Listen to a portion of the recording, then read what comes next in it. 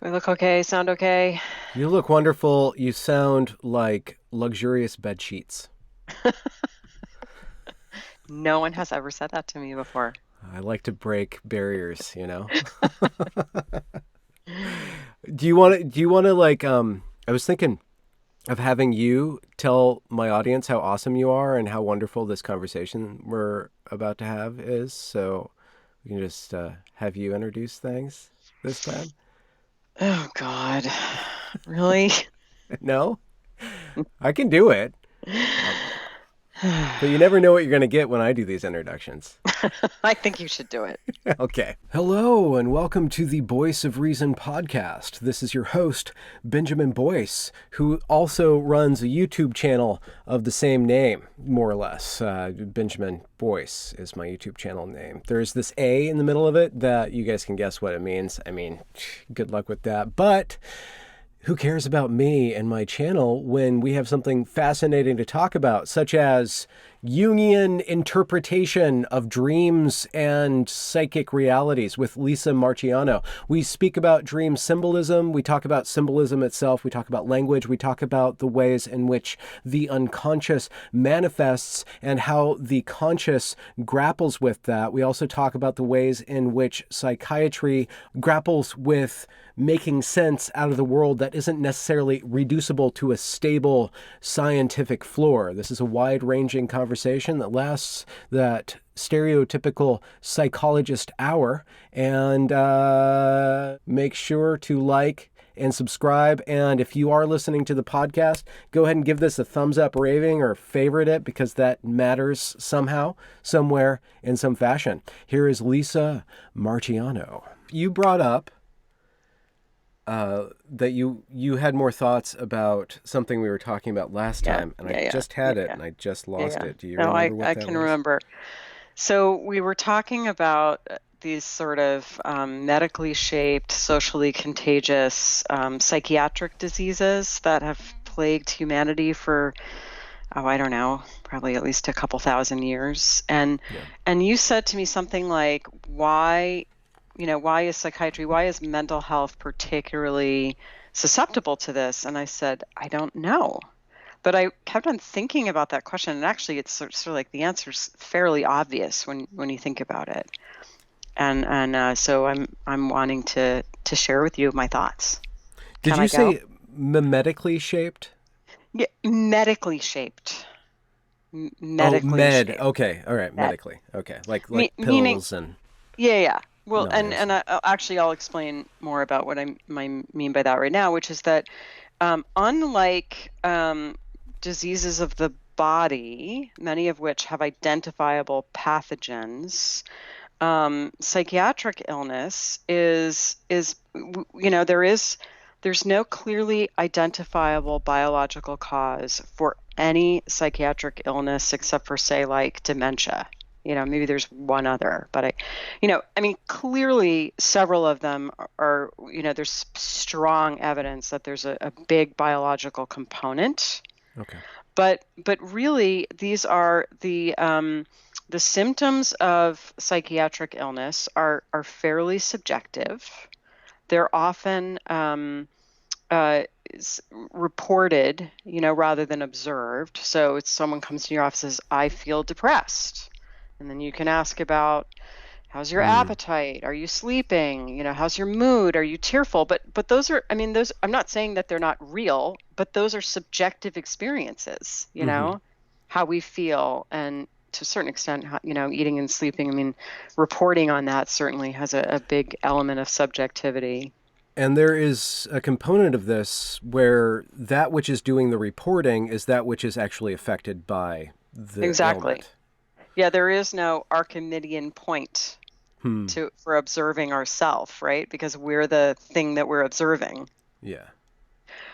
But so psychological distress is real, but how it manifests often is determined in part by a kind of co-negotiation between patients, between advocates, between the mental health profession, and between doctors. Okay. Yeah. You know?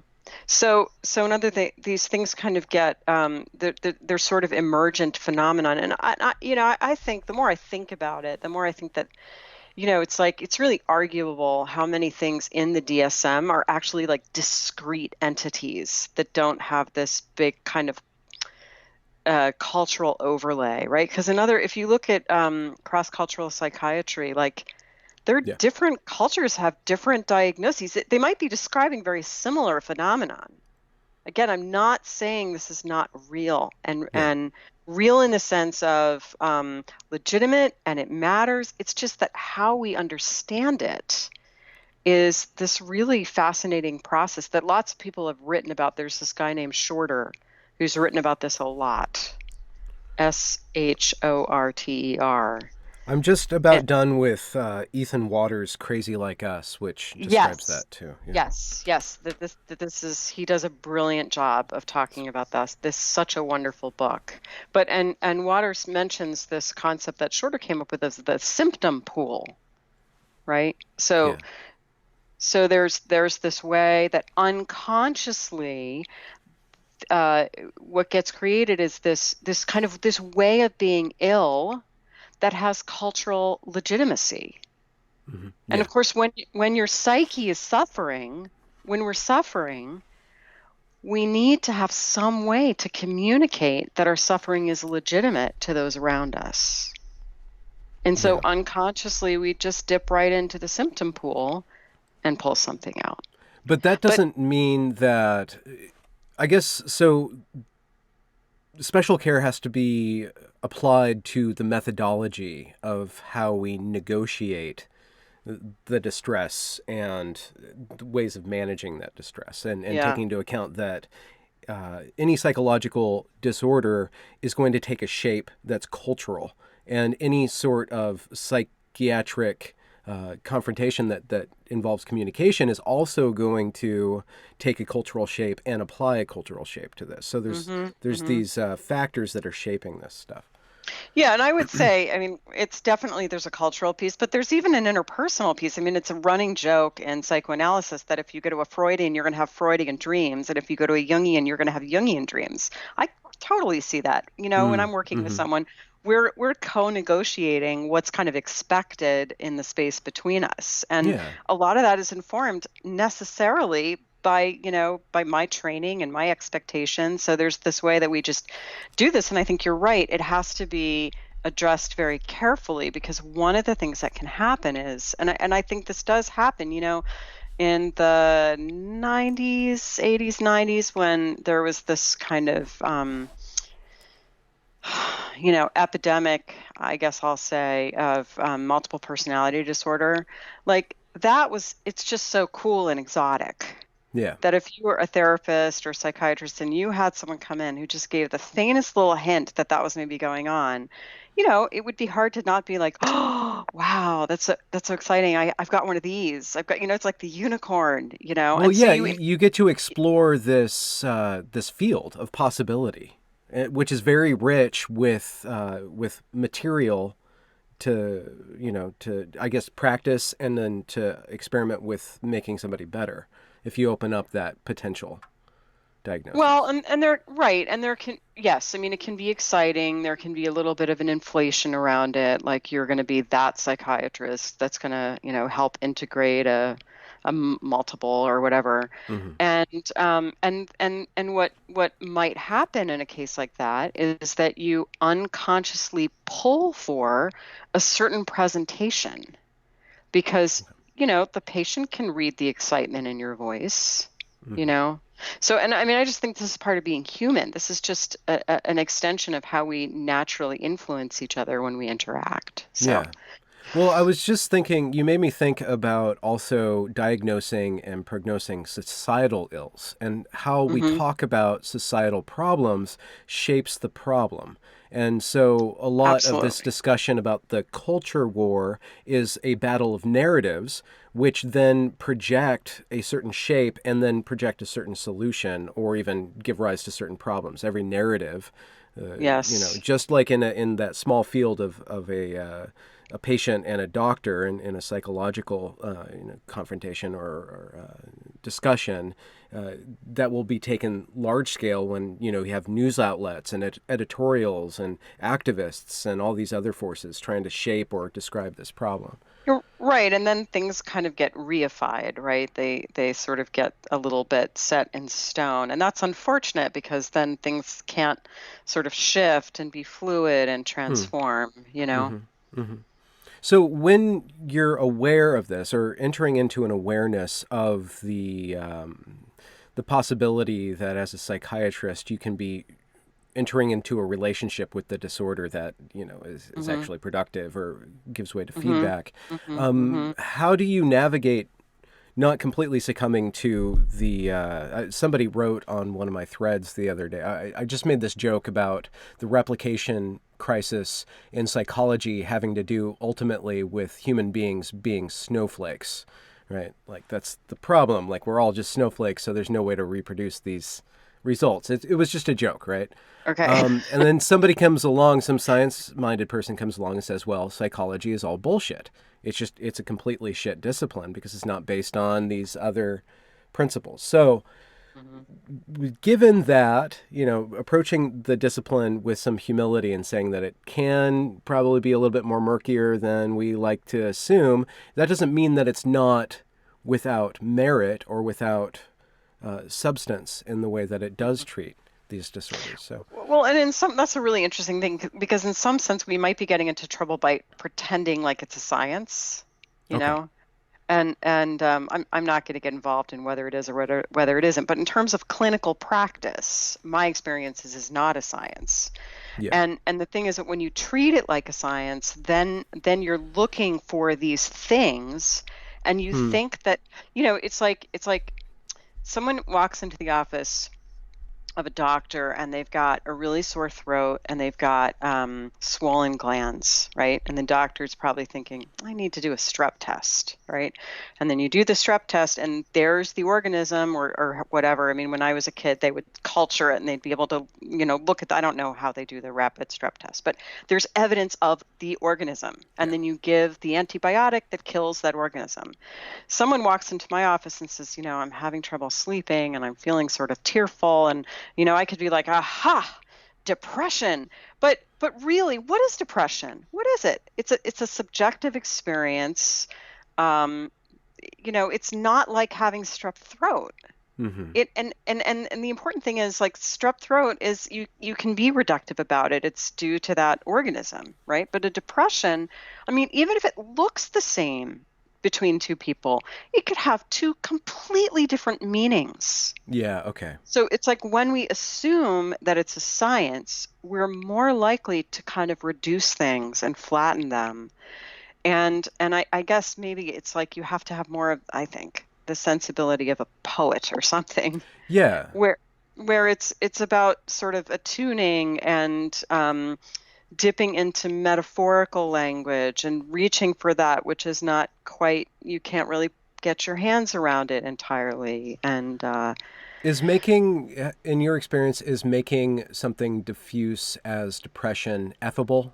Taking the ineffable and making it effable, or taking the incommunicable and the dark and the opaque and making it tangible, making it more solid. Is that one process of helping somebody to manage that? Is that a key component? Yes, I do. I think that's absolutely what I think I spend a lot of my time doing, because I think here's the thing is that our feelings originate in our body. And in the beginning, we don't have words for it. And it may be very subtle, right? And so, but the thing is, okay, so then someone comes in and says, I'm depressed. And the first thing I always say when someone says this, well, what do you mean? Like, how do you know you're depressed? Like, what is that to you to be depressed? I mean, I don't say it in a challenging, obnoxious tone, but I'm interested in really hearing their experience. And if we're really getting into it, it'll be a lot of like, I don't know. I just, it will be difficult to articulate. And then I think what we do together when it's really working is I'm reaching in there trying to help find words for it. I'll say, is it like this? The person goes, no, it's not like that. Well, is it like this? Yes, it's like that. The thing is, once you have the right language, it has to be really right. You have to feel that click. Then things really do shift, partly because once you've nailed something down into language, you can Okay. have a different kind of relationship with it.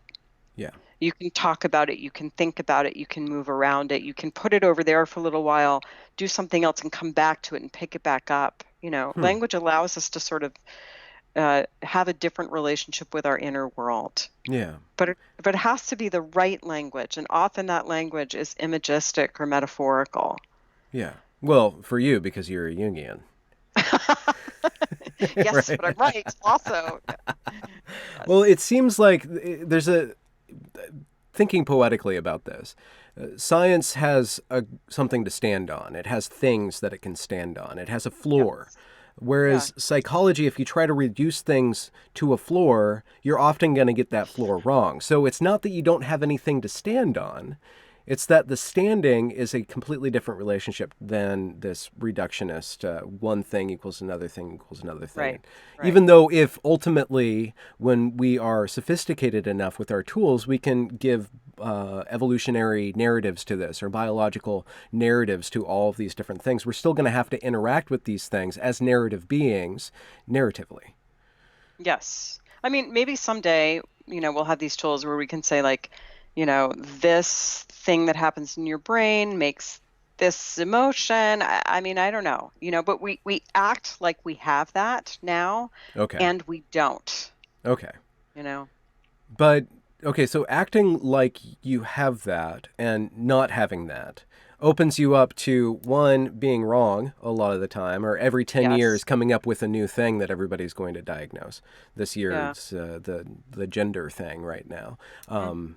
To for certain people, but it also opens you up to criticism from those hardcore people who are just saying, this is all shit. This is all shit. It's just a bunch of language. It's just a bunch of poetry. I want an Yeah. answer. I want to get back to whatever you want to get back to, or whatever. It's kind of an Right. interesting thing to kind of negotiate. And I wonder if, I wonder what kind of humility is required in order to keep this work that you do meaningful, while still being open to, I don't know. I really don't know. Well, it does require this real comfort with uncertainty and a comfort with doubt. And this Mm-hmm. kind of you said humility. I mean, I think about that term intellectual humility. Mm-hmm. Just sort of just I could be wrong. I could always be wrong. You Do you know, think that? I was just going to say Saint Francis had this phrase. He talked about wearing the world as a loose garment. Hmm, And I really there's something about again it's kind of metaphorical language, but there's something about that. It's like you're always sort of trying things on okay. without getting too attached to it. Hmm. Hmm. So I had a question about being comfortable with doubt can also open you up to romanticizing doubt. And one criticism that I think might be applied to Jung is this romanticization of the mysterious, right? Mhm. Or Mhm. because, like that, I guess there's this story about that Jung proposes that in the age of reason, we've lost our mythopoetic kind of Mhm. understanding. So Mhm. making that proposition, and I've been in this Twitter discussion today about Jordan Peterson's his work and what he's done with the public consciousness, and balancing him against John Vervaeke. I don't know if you know John Yeah, Vervaeke. yeah. Yeah, He's yeah. a Toronto psychologist. He's doing Mhm. a series called Awakening from the Meaning Crisis, and I think that what Peterson's doing and what John is doing dovetail very well together. But what John is doing is building a very rigorous, step-by-step story about meaning and about Mhm. understanding that predates science, so that it actually informs and then brings science into a relationship with the poetic and the mimetic Mhm. and Mhm.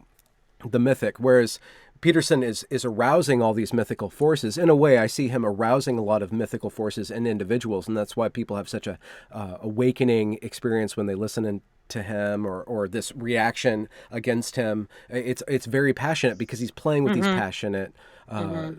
entities, but there can be a danger in that too. Mhm.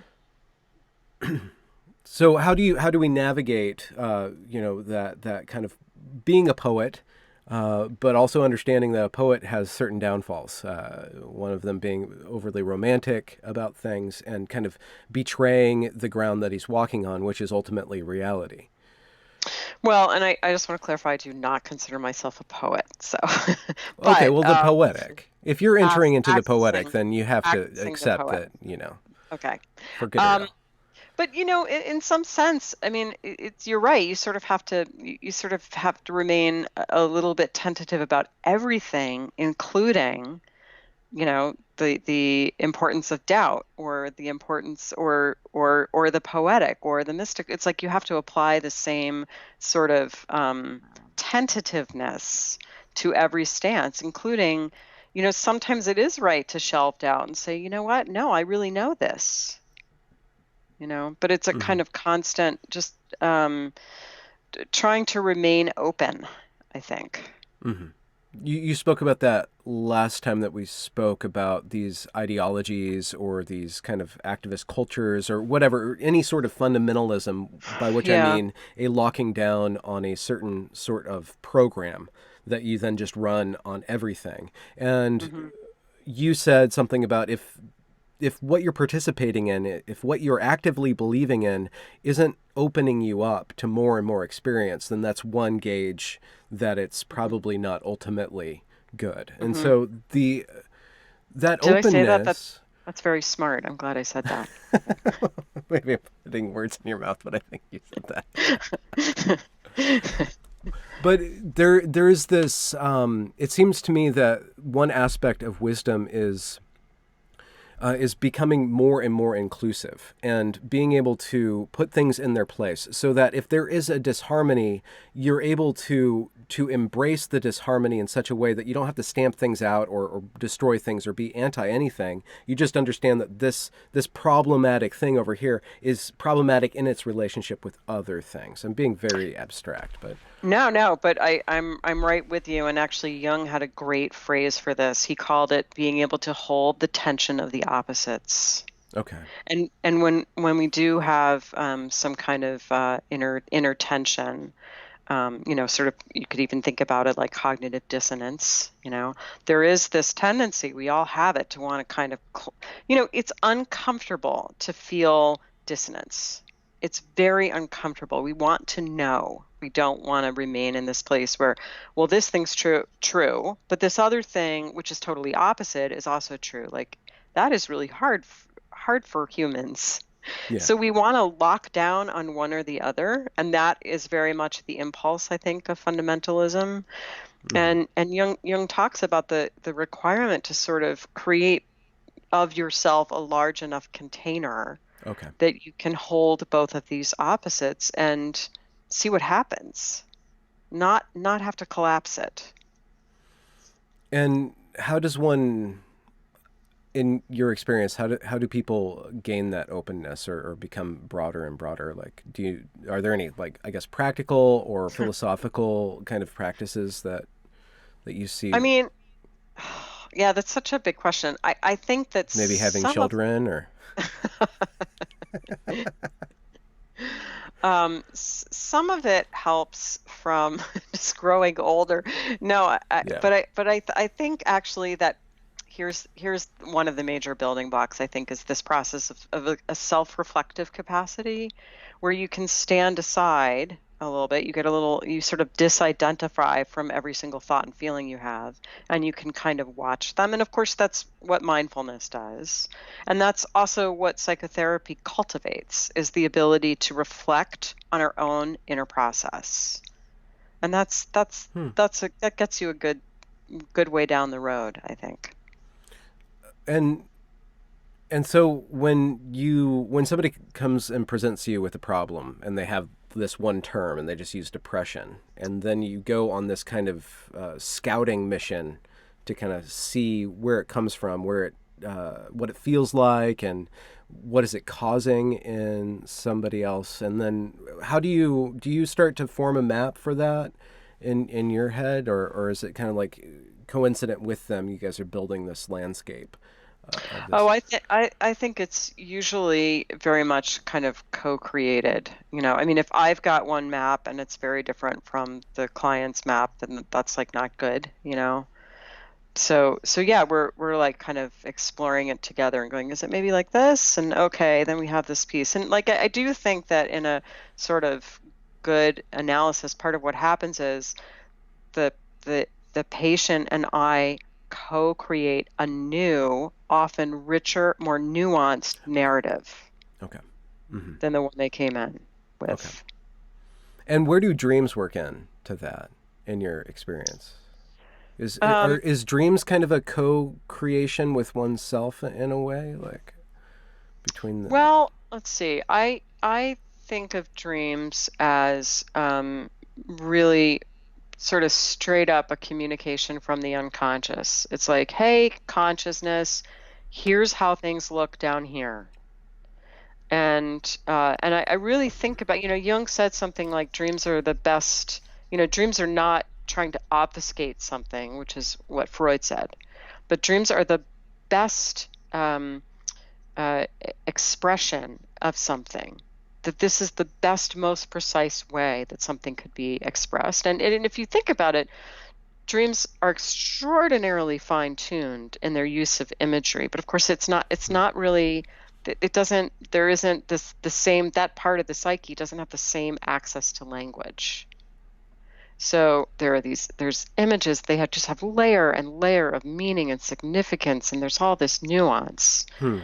But it's usually just hey, here's how things look from here, and often that looks usually it looks at least a little bit different than how things look with our conscious mind. I do, in terms of sort of how that works in the process and forming a new map. I mean, usually the story that we have about ourselves is very much one that's associated with ego consciousness, but the unconscious might see things, really differently. Hmm.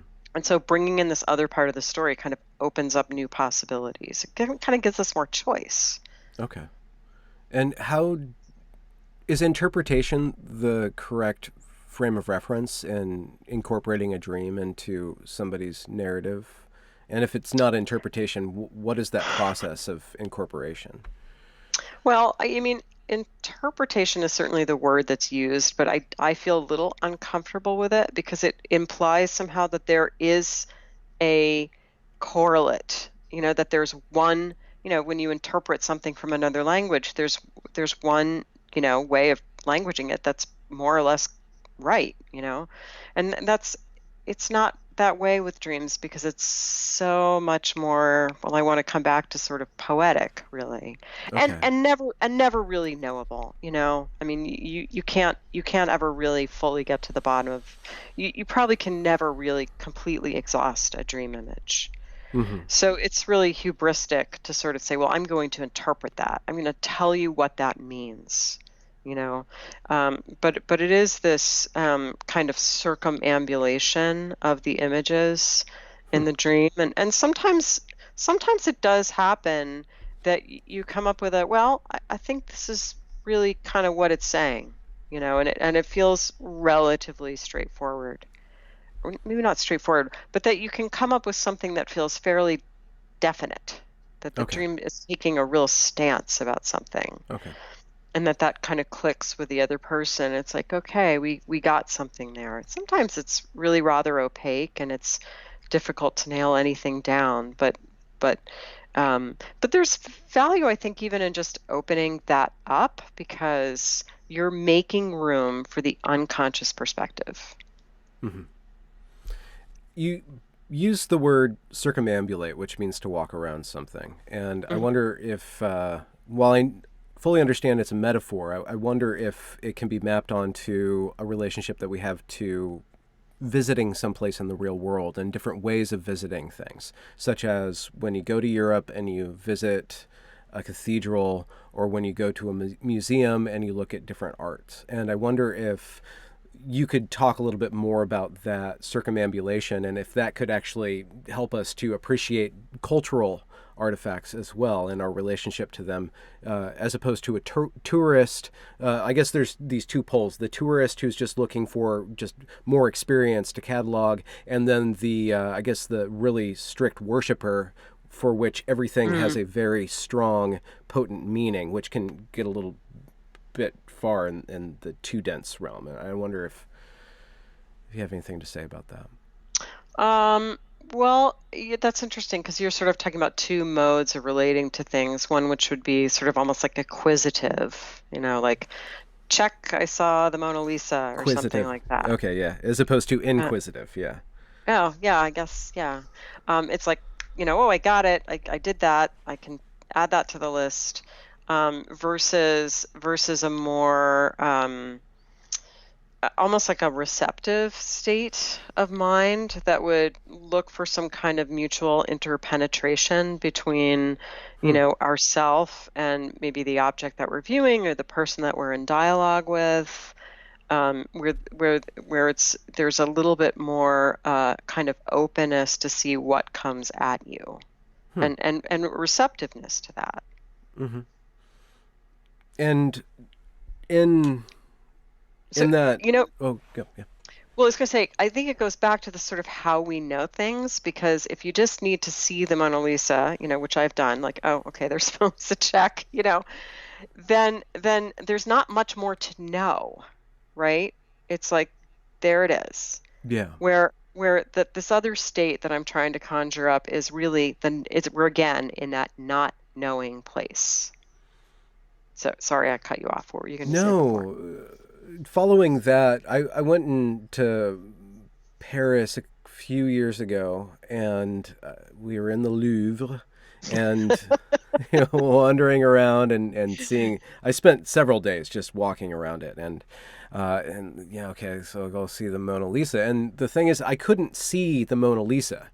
All I could see were all the people not even looking at the Mona. They weren't even looking at it. They were doing this with it. They weren't even looking at the thing. They were looking at themselves in front of the thing. It was this odd relationship. And so I just kind of walked around and kind of was receptive and open to that. But that the cultural artifact was lost in that participation, or that one sort of participation in that cultural artifact. And I wonder if that's, I don't want to be, negative about our culture, but I wonder if that's one aspect of our culture with regards to social media, with regards to the image and a relationship to ourselves and the image, or to ourselves and the image and the event, where I take a picture of my food, and that kind of removal that can very easily lose a really big aspect of being a phenomenal being a human being in the world. Well, yeah, I mean, certainly it isn't helped by social media and the tendency to want to sort of document everything with pictures. But I feel pretty certain that impulse to want to kind of check boxes is pretty innately human and has been with us for a long time, predating the smartphone. Okay, well, what's that about then, in your mind? The bucket list. What is the archetypal meaning of the worldwide traveler? Okay, so I think we're traipsing around the edges of is some ideas that were something that was explored by Ian McGilchrist in his book The Master and the Emissary. The Master and His Emissary, I think, is the title of the book. And I think actually that book relates to everything we've been talking about today. And part of the reason I've hesitated to bring up before, it's an incredible book, and it's so amazing that even though I read it very carefully, I feel like I'd probably have to read it 2 more times to really do it justice, even casually, but let me try. So it's a real tome, and it uses a ton of brain science, the kind of split brain research that's been done, to talk about the different quality of the world that comes into being when attended to by the left hemisphere versus the right hemisphere. Okay. And the world that comes into being when attended to primarily by the left hemisphere is very mechanistic. It's decontextualized. Things are interchangeable. It's about grasping, nailing things down, um, uh, looking, it's sort of parts instead of the whole. And the world that's conjured up when primarily looked at with the right hemisphere is contextual and related and organic and much more about the whole instead of the parts. And of course, this is like tremendously oversimplified the way that I'm bringing it to us here.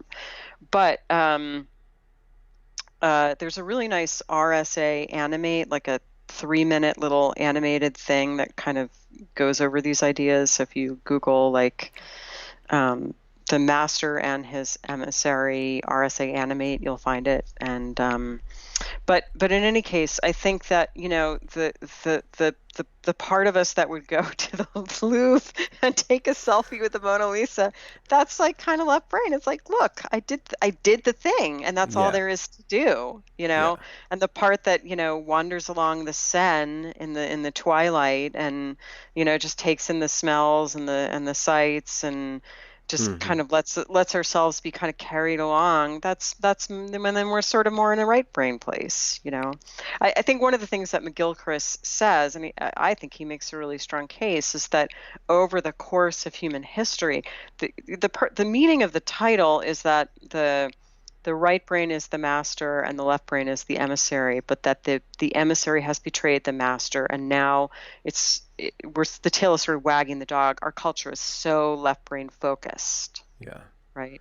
And you were kind of raising this before, I think, when you were asking about, is psychology a science? Like, what ground are we standing on? Are we standing on, sort of hardcore empiricism? And it's like, which is very left brain. It's like, well, no, we're not. But there is there can be a really constructive relationship between Yeah. these things. It's not either or. Yeah. Right. But McGilchrist says we're so dominated by the left brain that all these gifts are being betrayed or lost or something like Hmm. that. And we're sort of out of balance.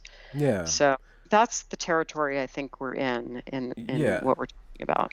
And I guess the art is in building that bridge or establishing a really rich relationship between those kind of two polarities, between Hmm.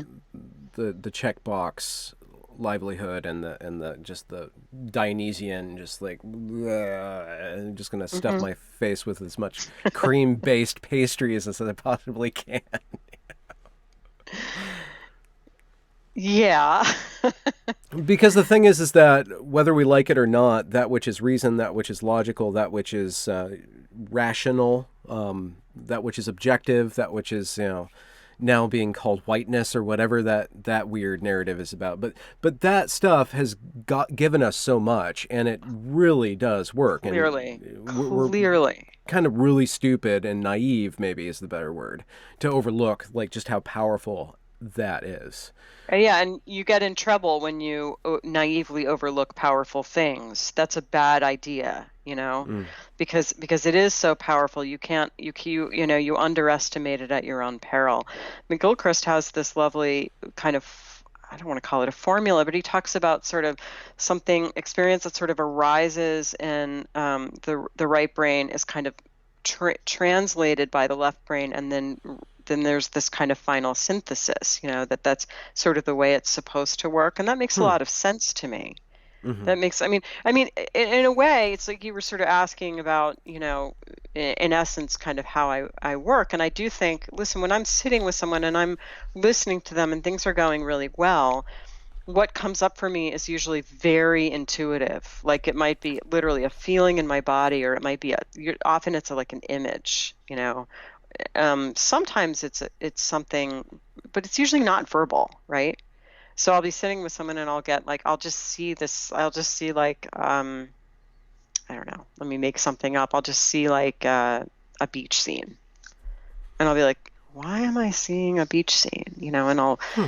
come up with some idea about it, and then I'll start thinking about it, right? So first there's this kind of intuition about it, and then I'll start thinking about it, and then I'll put it in language, and then I'll say to the person, well, I'm wondering if it sort of feels like this, so it's sort of speaking from my beach scene, whatever that might mean. Like you really just don't have any time for yourself, or something like that. And they might go, yeah, that's exactly it. Well, then we've done this thing where where there's been some synthesis or some integration between something that was very deeply felt but not able yet to be languaged. Yeah. It was sort of taken over into the kind of left brain, which is kind of pin things down and make it graspable, something we can hold on to. Yeah. And then, like I was saying before, when you can hold on to something, then you're in a totally different realm with it, because you can do lots of things with it. You can manipulate it. But more so than anything, you can think about it. You can have a different relationship. And so there's this kind of synthesis that's really fertile between. So hopefully, it can operate like that. It's not an either or, and it certainly is not a rejection of rationality or any of the kind of gifts of the left brain. Mm-hmm. Do you ascribe to or have kind of a conceptual understanding of that process, of what that intuition is? Is there language that you use for that, or is it just better to not really speak about that? Just kind of say that this is kind of what happens. Well, Jung said that intuition was perception via the unconscious. And I think, and again, this is really above my pay grade, but I think intuition is something like implicit learning too, which has been studied a lot. I mean, there's people that know a lot about implicit learning. What is that? Is that like just getting used to have a car runs or something like that? It's the way that we just know a whole bunch of stuff without really even knowing that we know it. Mm-hmm. That you just sort of pick up that, actually Bernanke talks about this. It's like, how do you know how close you're supposed to stand to someone when you talk about them? Yeah. When you talk to them, you just, that was you a just great know that. Jungian slip there. Right. Yeah. So, there's just tons of stuff that we just are learning all the time that we don't even know that we're learning it. That's the kind, I think that's probably something like intuition, sort of related to it. There's a way that the unconscious is sort of processing, or maybe it's better to say we are constantly processing tons of information unconsciously without being aware that we're doing it. Right. So, I mean, it's easy to kind of make it sound very magical. It certainly feels magical, but I don't think that it is, but by it magical, does, you mean some like, sort of projection? No, I mean, it's like, how did you know that? It's like, oh my God, it feels like it just drops into you from on high, but really, I'm sure, it's more this kind of subtle nervous system to nervous system attunement that's going on, and we're reading each other's kind of fine facial expressions, and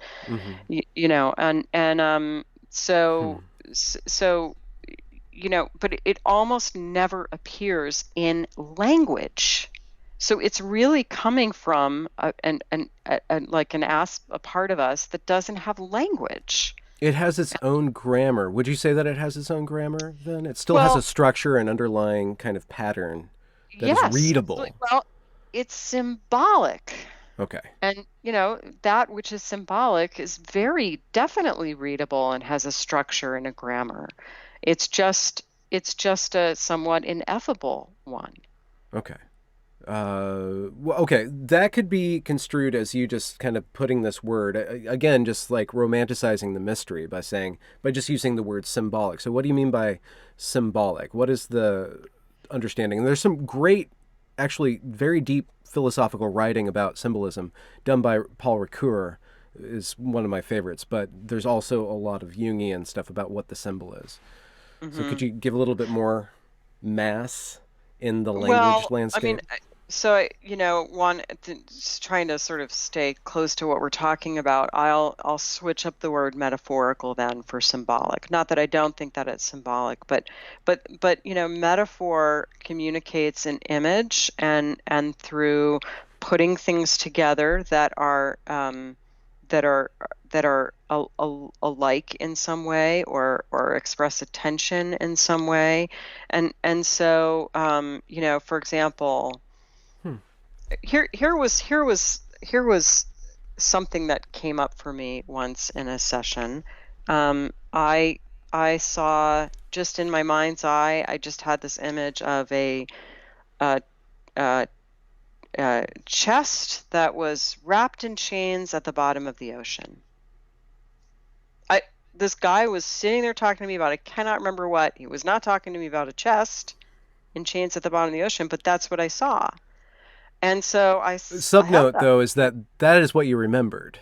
That persists in you.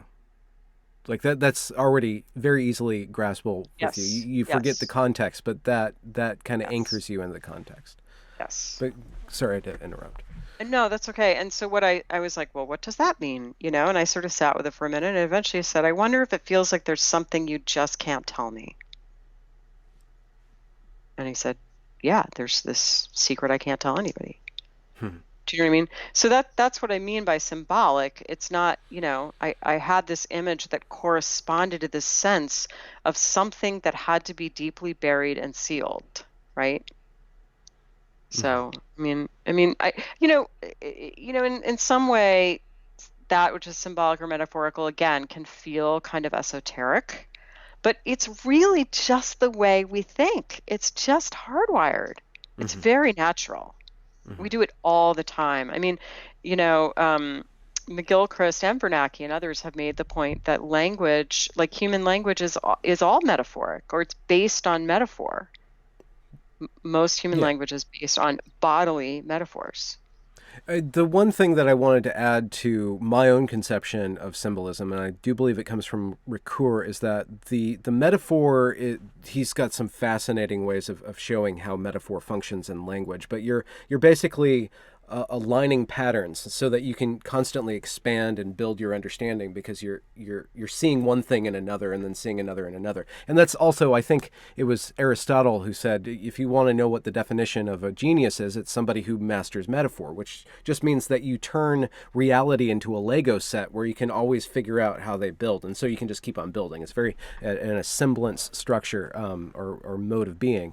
But the symbol, like you were saying about the dream, or what we think about with true high works of I guess literary art and poetic art, is that it is inexhaustible. It at once buries itself into you in a very concrete form where you can't get around it, or it's really real, but it never becomes less real when you tug it apart, when you interpret it. It always, like, it emits this persistent power, and there's ways of literary criticism, like with the Bible. Northrop Frye, who was a Canadian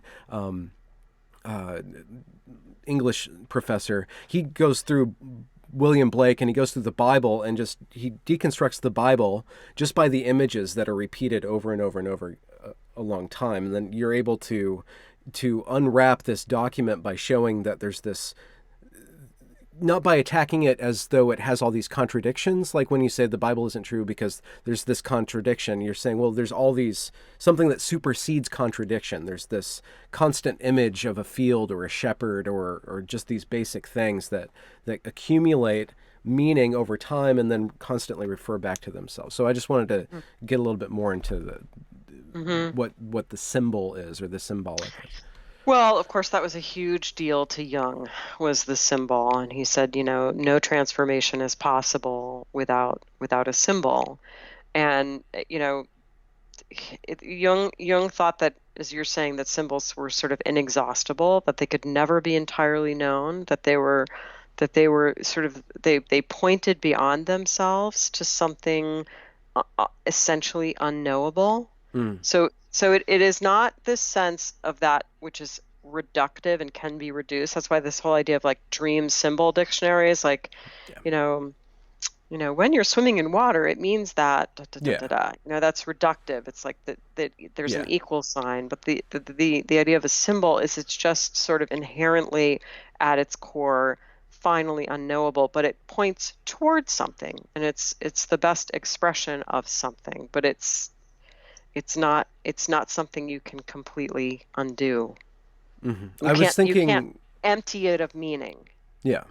And I was thinking about when I asked you about dream interpretation, and you came up with just what I thought. It's just not this correlation. This means that. It's more of it's not an interpretive process. It's a translation process where you're saying that you're trying to bring this conversation into knowing. Like there's this conversation going on between one's what you call the subconscious and the consciousness. And so what you go in there to do, I guess, would be to make that to speak it in, to take one language set and speak it in another language set, which does have a interpretive function, but there's a lot of layers of contextual and relational understanding that's going on in there. Well, and also dreams are, essentially I think of them as, they're emotional products. They always have an emotion in them, and we have emotions about them, and so it's more important to me what the feeling is, or how it made us feel, or what our feeling reaction was to it on waking up, rather than sort of this like you can replace this image for this word and then you've got it. It's got to, you have to feel it. And if the interpretation is correct, you will feel something. So it's a real affective experience.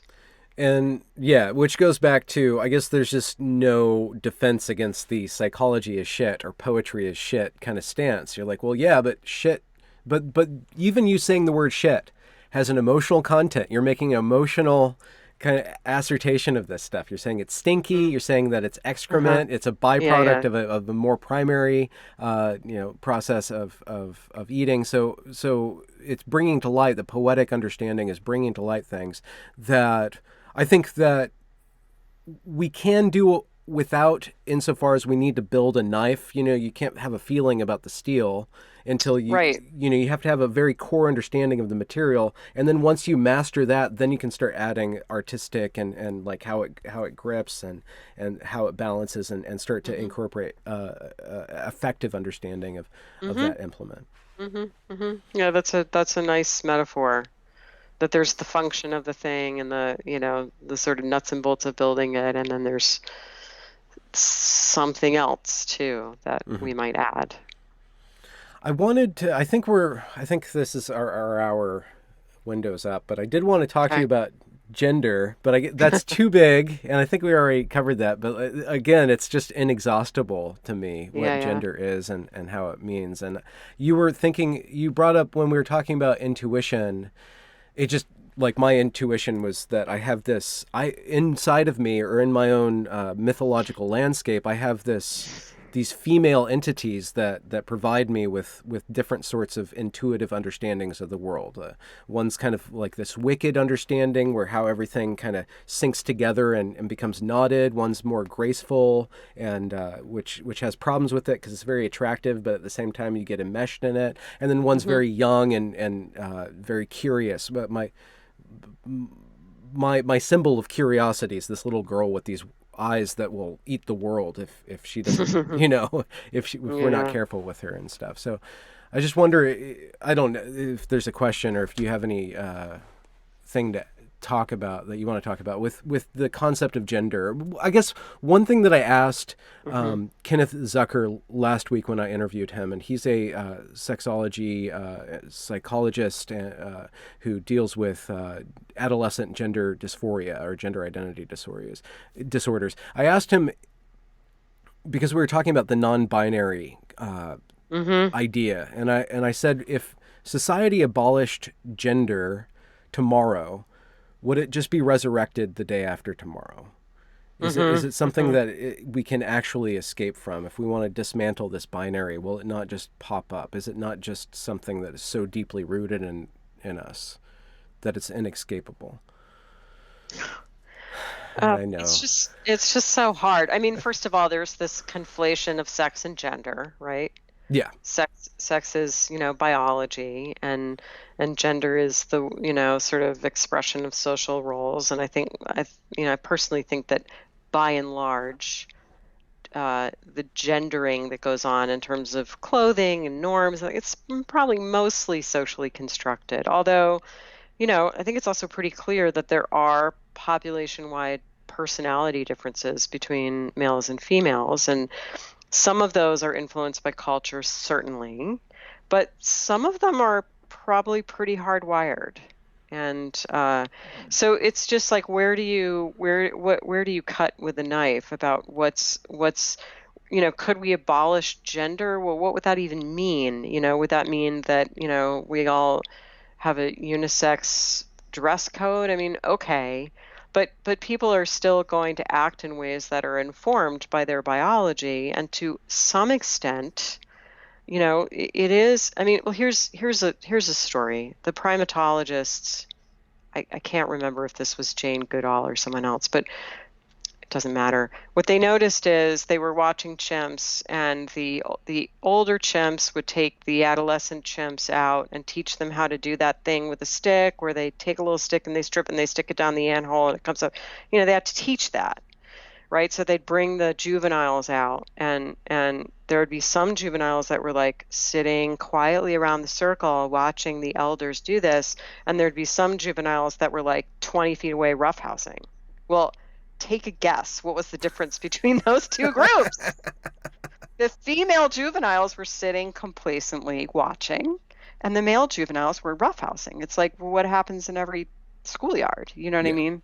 So, some of this is just, I'm sorry, folks, but it's just, there's some element that's hardwired. In terms of the psychology of it, this is a little bit of a leap, but I know we're up on the hour. But, Jung said one of his big ideas was that every man had an inner feminine and every woman had an inner masculine. And it's our job, in a way, to get to know and to a certain extent live that out. So it's sort of like we're all both. I sort of sometimes the non-binary stuff say, yeah, but we're all non-binary.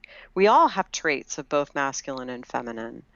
Mm-hmm. And which isn't non-binary. It's just it's auto-binary, maybe, or like a kind of inner binary. Like, not to say that we're neither, but to say that we're both. Obviously, unless we're intersex, we're either male or female. But our biology does not dictate our personality, mm-hmm. and it doesn't dictate our psychology either. Mm-hmm. And to really be whole, it requires that we embrace those traits that we may not have developed, say readily in the first half of life. Maybe it's very easy for us to kind of be the guy and be masculine. Well, then in the second half of life, maybe it's important that we get in touch with that aspect of ourselves that's more feminine. Mm-hmm. And why is that important? I think Jung talks about why that integration is important. Yeah, I mean, in a word, because the goal is wholeness. Which doesn't mean like you're a citadel that's cut off from the world. No. That's one form of wholeness, but what is this other form of wholeness? It means making as much of yourself conscious as possible. Oh, okay. Which doesn't mean reducing it into language, but I guess manifesting it in action, perhaps? Or maybe having a relationship with it. Okay. Having a conscious relationship with it. Okay. Well, thanks for this conscious relationship. Somewhat. There were some intuitive things going on there. So intuition's part of consciousness. So. Okay. All right. It's the radar, or the I guess the radar that the submarine uses to like figure out when the megalodon is coming up on it. Sounds good. All right, Lisa. Thanks for your time. Thanks for this conversation too. Yeah, great. I really enjoyed it. All right. Have a good day. Take care.